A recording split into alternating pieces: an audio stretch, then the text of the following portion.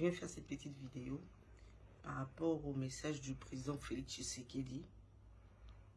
Ce qui est étonnant, c'est de voir qu'un président de la République pleurniche.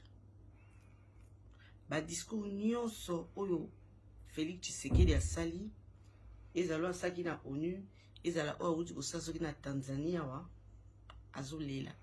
Les pays voisins qui sont venus nous agresser, n'invite ceux qui sont en train de chercher secours ya batouana, to estime na bango, to baya kusunga biso. Mais alors que jamais guerre est ça ma modèle wana. Tous un exemple à Ukraine na, comment on dit, na Russie. Ils étaient Russie à attaquer Ukraine, Ukraine a gagné ma beaucoup fandi. M23 soki nde bazo babaza makasi koleka biso na Congo.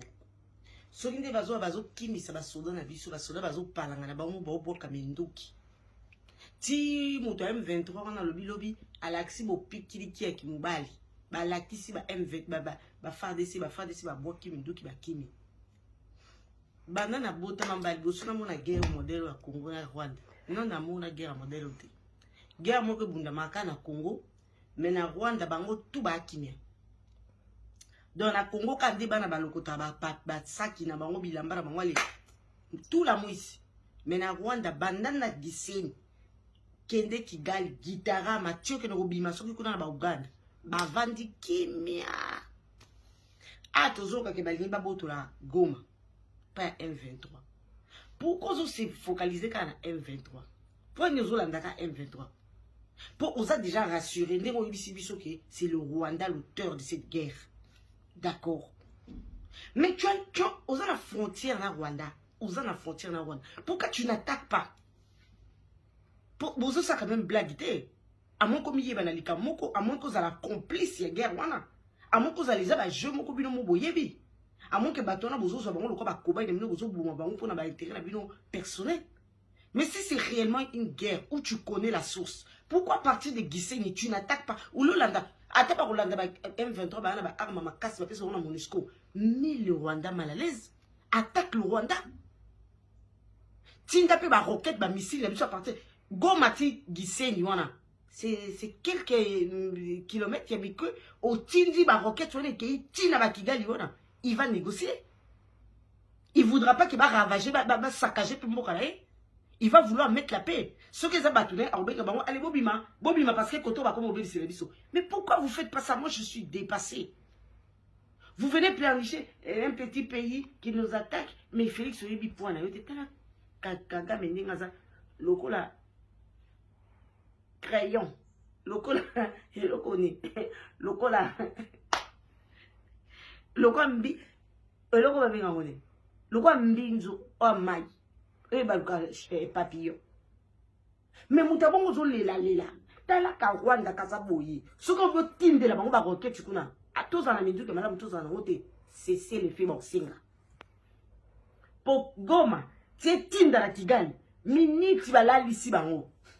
A luka négocier. Yo M23 tous tinde ba gagnaka. Yo koto na bango ka zo tinde. Et le quoi souboye bele bo bunsarat. Non qui peut ka o ngana kanina se wanat. Il y a des fois bimami sur les bandes. Mais moi je comprends pas.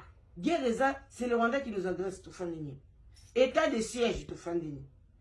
M23 c'est vanté qu'on a gagné bisota bino pe koto bokoti na lokuta. T'es récupéré bunaka dans ce côté. Ce qui énerve les gens, c'est qu'ils se disent que tu es incompétent parce qu'on dirait que tu sais pas ce que tu dois faire. On dirait que tu n'es pas à ta place. T'as une guerre, mais vous faites un truc, on dirait, bah, il y a un bon rallye Kelemba, au sol comme intervention, beaucoup de signes bon rallye Kelemba, beaucoup de signes bon rallye. Mais attaquez, on est en frontière avec le Rwanda, Goma c'est à quelques mètres du Rwanda. Tirez ma missile, vous n'êtes contre la Gisenyi, pam, ça vient de ceux qui ne tirent pas qui gagnent. Simple comme bonjour. Mais vous venez ici insulter les gens. Un président qui agit comme ça, qu'est-ce qu'on va dire? Les 1500 conseillers, vous voyez qu'on a président Congo. Qu'est-ce que vous foutez? Vous pouvez pas dire à votre président d'attaquer le Rwanda? Vous avez peur de lui?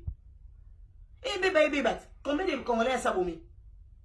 Bana Congo, bana Bunagana, bazo tamboula, bana leto telema. Soki bana bako tanga classe bakati. Soki bana maman bako sabilanga bakati. Soki baki olamba bakati bakei. Mais pourquoi pas faire quitter aussi le Rwandais Gitarama? Ceux qui saignent. Pourquoi ne pas faire leur quitter aussi Kigali? Parce que le Congo a attaqué. Pourquoi? Ils sont empêchés de la fin de Bango. Allez, bisous, quand on est là. Eh ben, Nations Unies. Nations Unies, ça l'est. Ils craignent les gens. Batindini. Basalini. On y va américain, tu vois, au Bunda.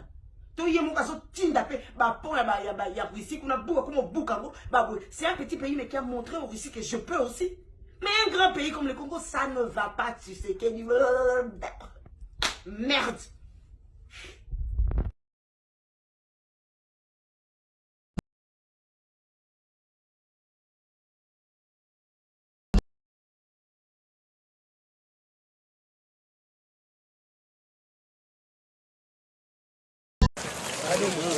C'est une histoire troublante.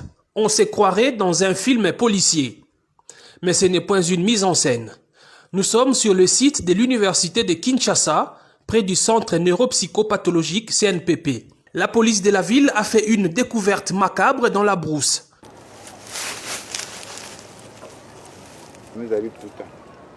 Des restes de plusieurs corps humains enterrés dans des conditions mystérieuses.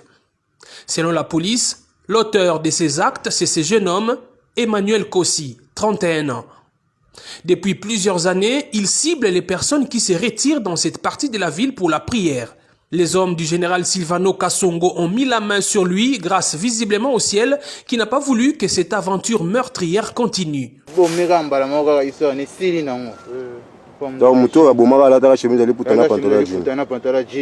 C'est par cette jeune dame qui a failli être la énième victime du tueur de l'Unikine que l'alerte a été donnée à la police.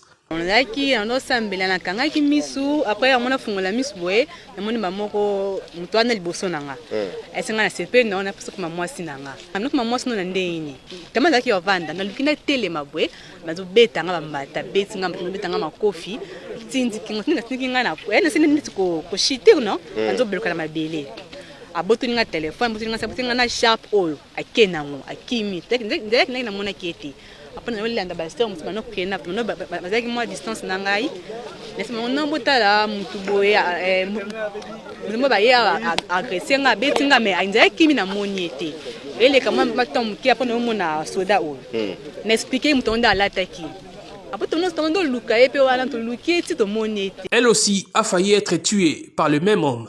Service va remplacer à 10h na moi dimanche na banjo mata moni dimanche za kempe ba invité der na zo mata na tala na moni mutoka uchu na sac alekani mais modèle alekani na sonya maboma mais oyo na moni kona za komate kitili ko loin d'être gay azaki na mbeli na maboko. Est-il un déséquilibré mental qui se serait évadé du CNPP? Difficile d'y répondre car l'homme qui a tout l'air d'un illuminé affirme avoir agi en âme et conscience. Désolé, on est en Zambé.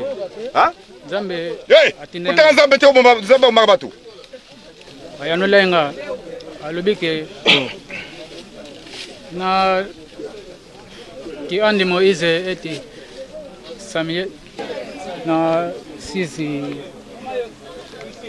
moto oyo na bomi moi sika moko mibali 5 na 6 personnes ya bomi 5 mibali une fille. Le commissariat provincial de la police promet de renforcer des mesures sécuritaires dans ces coins isolés du site universitaire où des milliers de personnes vont chaque année prier.